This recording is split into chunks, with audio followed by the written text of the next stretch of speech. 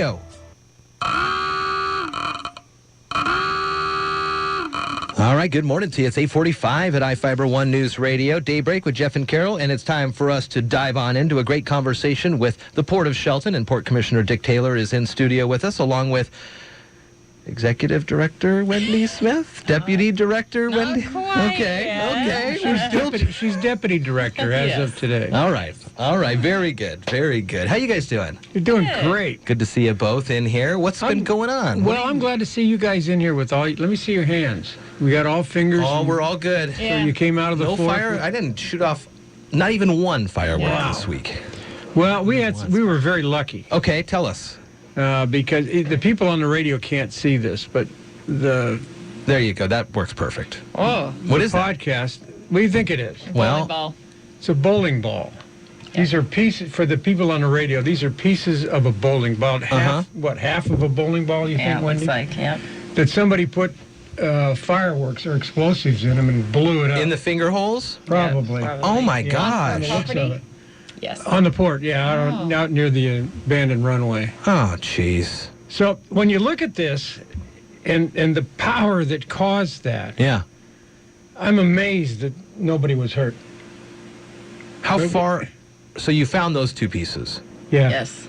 Have you found any else way out? I don't think so. Not yet. Yeah, we don't know. And we don't know of any injuries at all. But it was in an area that there's no place to hide. Right. So when this thing went off, shrapnel is going all over. And these are big.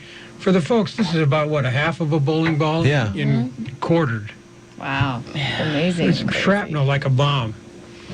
So people, not thinking too straight. No. Doing things like that. And we're very lucky that nobody was hurt.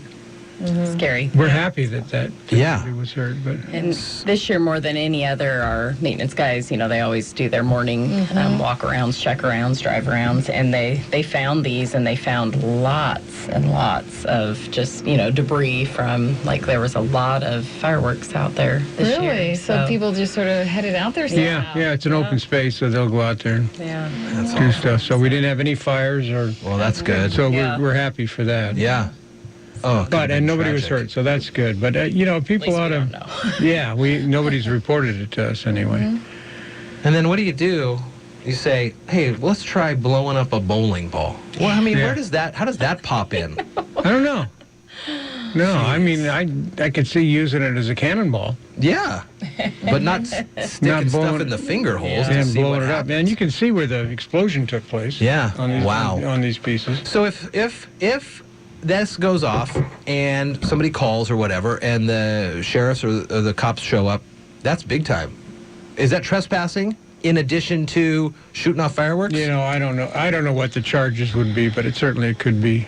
Dependent on serious. They didn't go into the runway area. They were outside of it, so I don't know if trespassing would be. Is it still on port property? Still on port property. It's on port property, but that's pretty public. Yeah. I mean, it's public property, so, but you're not probably supposed to be lighting off something that's... it's just down the road from the fuel depot there. Sure. Anything. Yeah, not cool. Yeah. Not cool. And the device, the firework that does that is not the one you buy at a stand somewhere. Right. The high you have to school go. jam. Well, who knows? Yeah, you got to go somewhere. Not for a high school, at least. No. Yeah. Oh man. Well, thankfully, So anyway, everybody's safe. Nobody was hurt, but what else is going on with the port properties these days? Well, we had a meeting yesterday, and we talked about our former fairgrounds properties up there.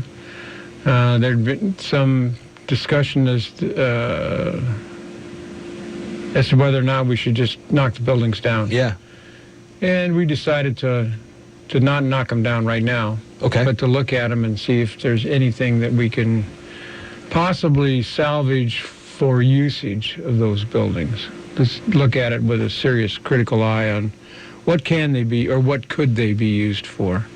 But of course, we're constrained on the fairgrounds property because of the rules for control of the property. It has to be an aviation-related business. Or possibly it could be a non-aviation related business if it's a short-term lease. Oh, okay. And what's the definition of short-term? I don't know. Sure. Nobody knows. I mean, somebody does. But So we talked to we're going to talk to or we have talked with Lynn Logan from the EDC to do some marketing looks at it and that sort of thing. Okay. See what we can do and see what we can attract. Now, in some cases, a potential client would want his or her own buildings build them to their specs for their particular needs, and the fairgrounds, the former fairgrounds buildings wouldn't meet that need. We'd move them. Some of those buildings are pretty unique. I mean, shape-wise. Oh yeah, the Olympic Hall one. It's Right. a oval or something And like the that. booths all around the And the outside booths on there. the outside. That's tough to. Yeah. So we'd have to look at that. But that's what we discussed yesterday. You guys have had surplus sales as well for equipment, and is that maybe a possibility? Looking at the doors or Oh yeah, things yeah. like And that? if we were to Anything? do that, we've talked about that. We would probably do it put it in out to a salvage company or something to look at it. Mankey has done that for other buildings on port property. Oh, okay. So they're one of the companies that have Something to think about. done that. For sure. There is some there's beams. Oh yeah, there's So, timbers in there that it's old wood. Mm-hmm. Straight grain stuff with no knots in it or anything. Yeah. It's great. So yeah, there's some good stuff there.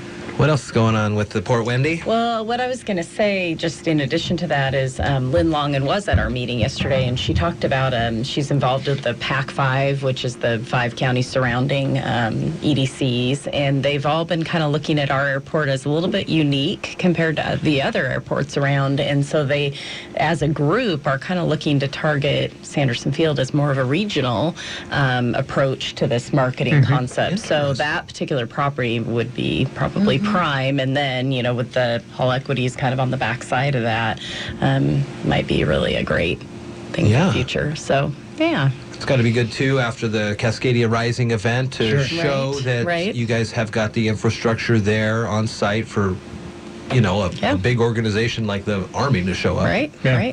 That's very cool.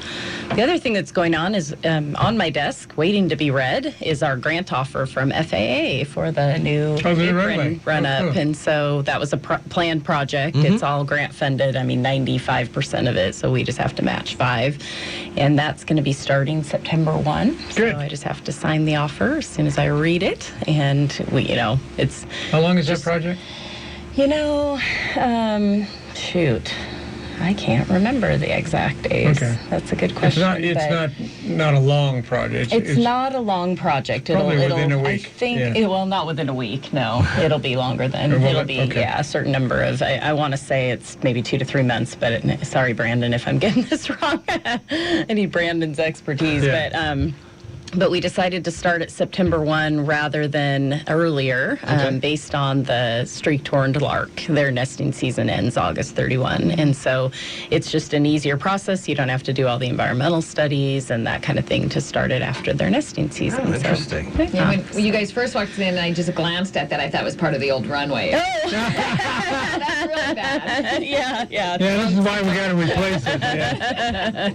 Nope, not yet. But maybe it's recycling material. Very well, could be. My goodness. Yeah. Well, anything else on the Marina or Johns Prairie areas? No, we just got, actually, this week, as all the bids are coming for I think I've told you we're getting our bids for our own boathouse that the port owns, because we're upgrading as well. And a couple of those have been rolling in this week, and so we're probably going to get started and probably go out on that in the next couple weeks. Very good. Yeah. Always good news coming out of the port, and it's good to see that nobody got, as far as we know, injured from this bowling ball experiment. Dick Taylor, Wendy Smith, thanks for coming on. Our pleasure. Thank you. Go Mariners. What's going on with the Mariners? Not good. They had a pretty good weekend. Yeah, the weekend was great, but the last couple of nights are not been They'll figure exciting. It's a long they'll figure it out. It's a long season. But only one All-Star. Yeah, Robbie Cano, the only one. I thought for sure there'd be at least another reserve. Some of the pitchers maybe get Cruz or maybe picked up later. Yeah. And we'll find out. All right, thank you much. Let's surface on out and move on to the next segment here on iFiber One News Radio.